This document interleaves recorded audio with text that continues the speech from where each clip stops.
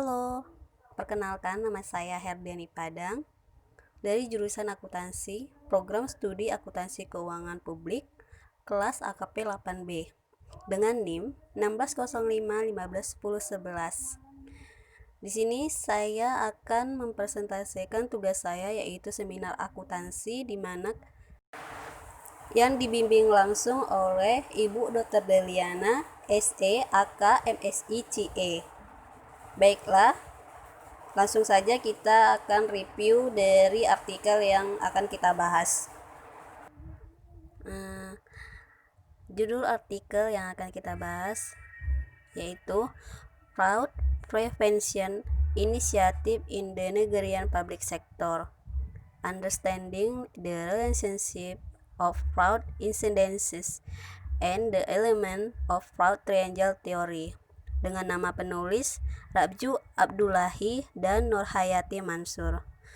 Artikel ini telah dipublikasi oleh Journal of Financial Crime pada tahun 2018.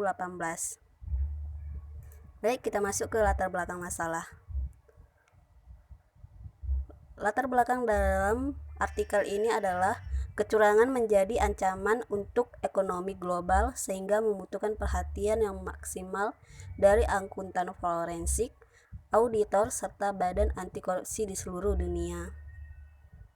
Penipuan dianggap sebagai fenomena global karena telah secara universal menembus sektor swasta dan publik.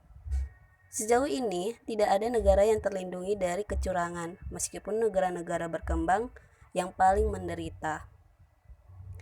Di Nigeria sendiri, tempat artikel ini diteliti, untuk kecurangan terutama di sektor publik sudah dijadikan aturan sektor di Nigeria sendiri.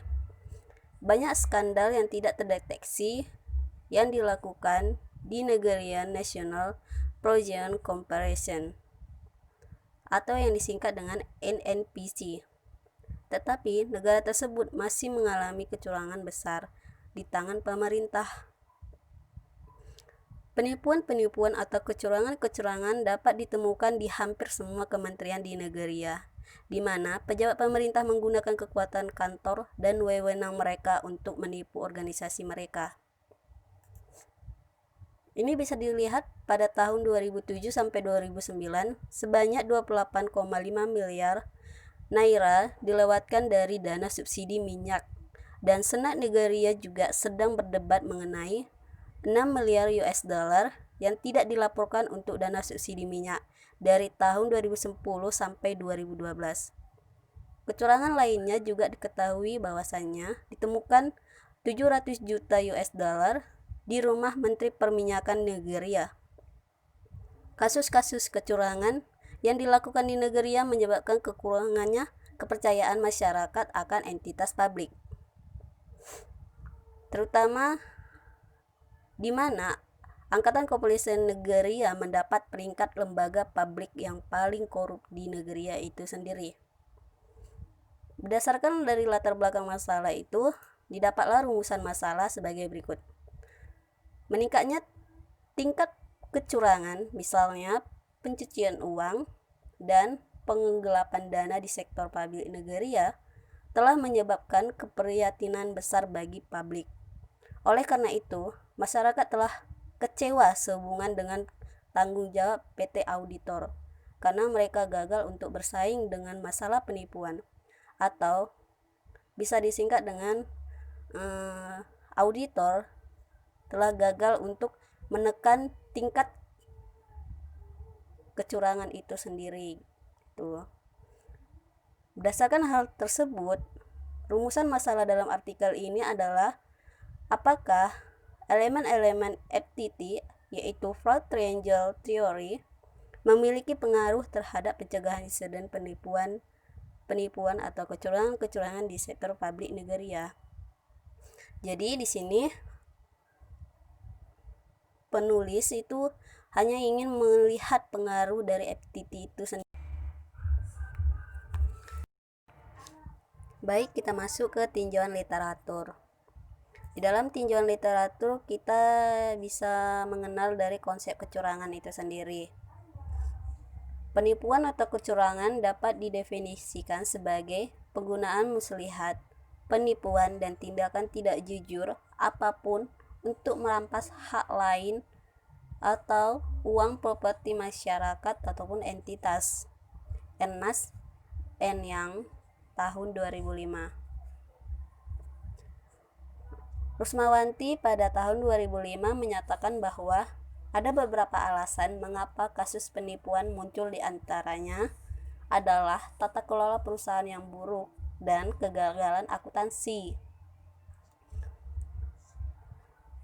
Pada penelitian Moukoro tahun 2011 menyatakan bahwa penipuan adalah kecenderungan untuk melakukan apa yang salah, terlepas dari kesadaran akan bahaya yang ditimbulkan terhadap tetangga seseorang gitu.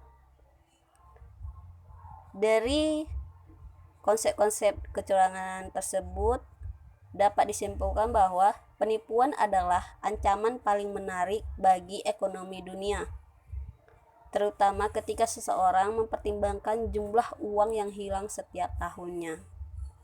Jadi penipuan atau kecurangan itu adalah hal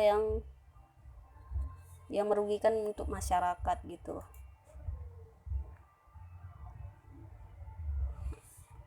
Jenis dan klasifikasi penipuan sektor publik.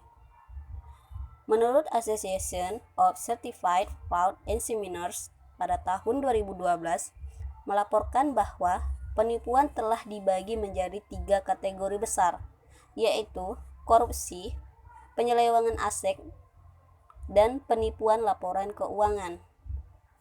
Berbagai bentuk penipuan sektor publik termasuk penyuapan dan pemerasan, penipuan dan penggelapan, penggunaan aset publik yang melanggar hukum untuk kemajuan pribadi, faktur berlebih dan kurang, pembayaran gaji dan tunjangan lainnya untuk pekerja dan pensiun yang tidak ada, pembayaran untuk pasokan udara atau barang dan jasa yang tidak ada.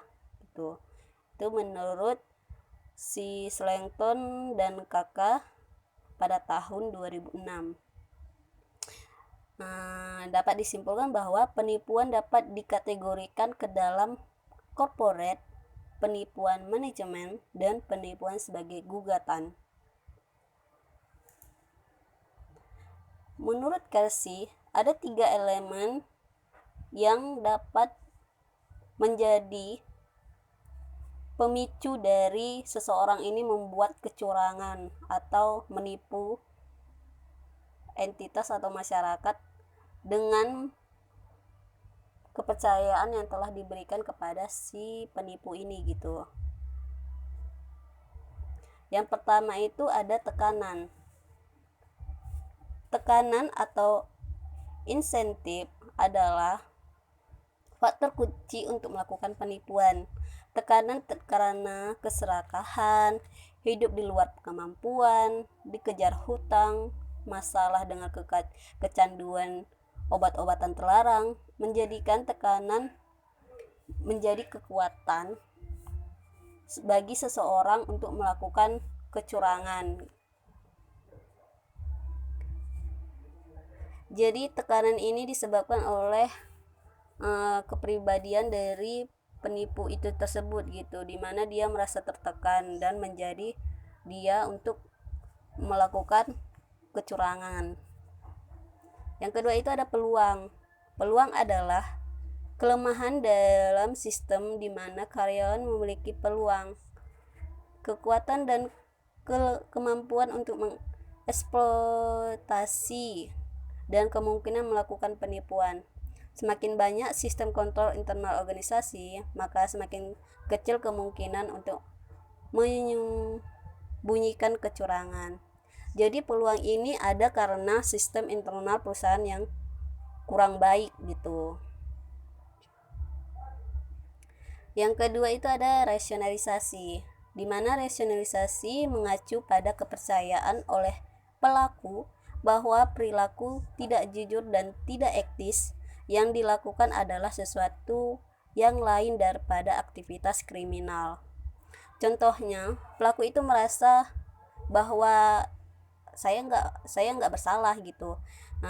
Saya hanya meminjam uang, emangnya apa yang salah, orang saya digaji kecil, jadi saya berhak dong mengambil sedikit harta dari entitas itu tersebut gitu. Jadi rasionalisasi ini adalah kayak sesuatu yang dianggap seseorang itu berhak melakukan kecurangan gitu. Kita masuk ke tujuan penelitian. Tujuan penelitian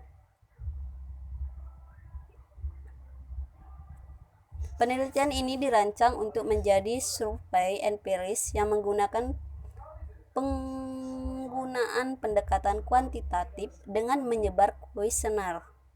Teknik pengambilan sampel acak sederhana yang memberikan seluruh elemen kesempatan yang sama untuk dipilih tanpa aspek bias. Tujuan utama dari penelitian ini adalah untuk menguji pengaruh fraud triangle terhadap penggalian faktor-faktor yang menyebabkan terjadinya penipuan di sektor publik di Nigeria gitu. Tujuan khusus dari penelitian ini adalah yang pertama, mengetahui hubungan signifikan antara tekanan, insentif, dan melakukan kecurangan dan insiden kecurangan di sektor publik Nigeria. Yang kedua, untuk menentukan hubungan yang signifikan antara peluang dan rasionalisasi untuk melakukan penipuan dan kejadian penipuan di sektor publik di Nigeria.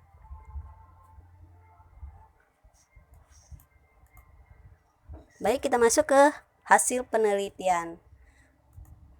Dari artikel yang sudah saya baca, hasil penelitiannya mengungkapkan bahwa tekanan dan insentif untuk melakukan kecurangan memiliki hubungan yang signifikan dengan insiden kecurangan di sektor publik Nigeria.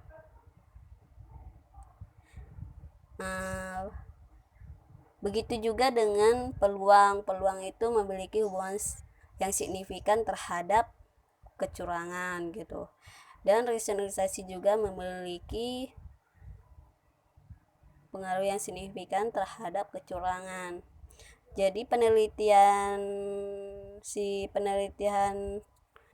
artikel ini mendukung bahwa pendapat Kelsey maupun Wall and Hermanson Lau dan Wang dan Kelly dan Harley Muhammad dan Jonathan Omar dan Haron itu sama gitu. Jadi penelitian ini memang didukung, hasil dari penelitian ini sama dengan hasil penelitian sebelumnya gitu. Dari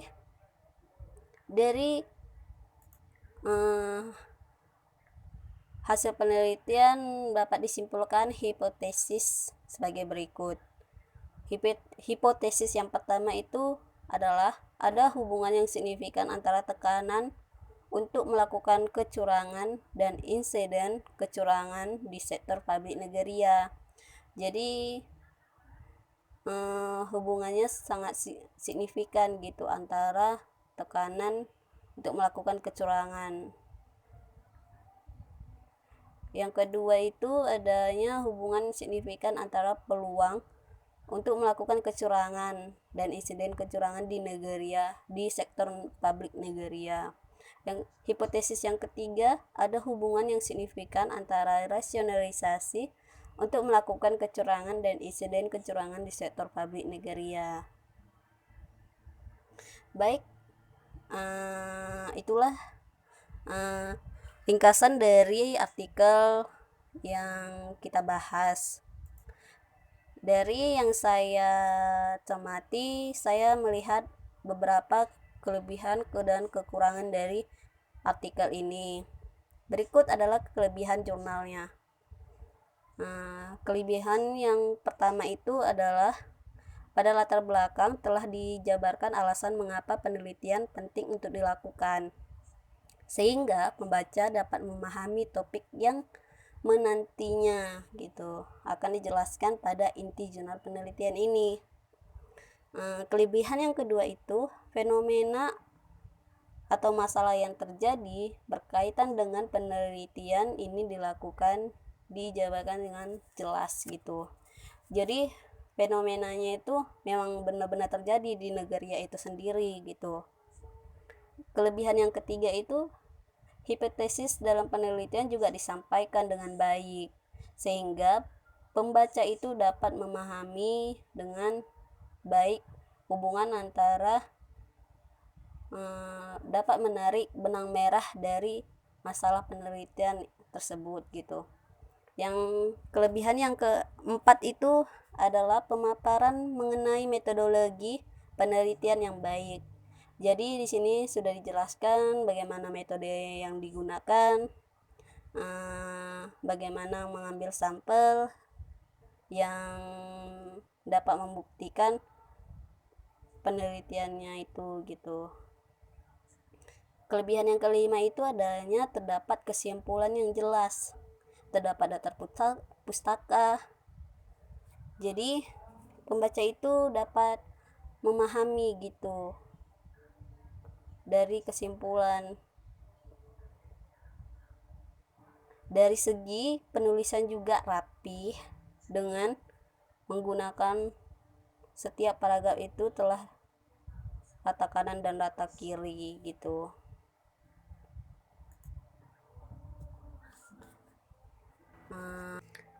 Baik, kekurangan dan saran.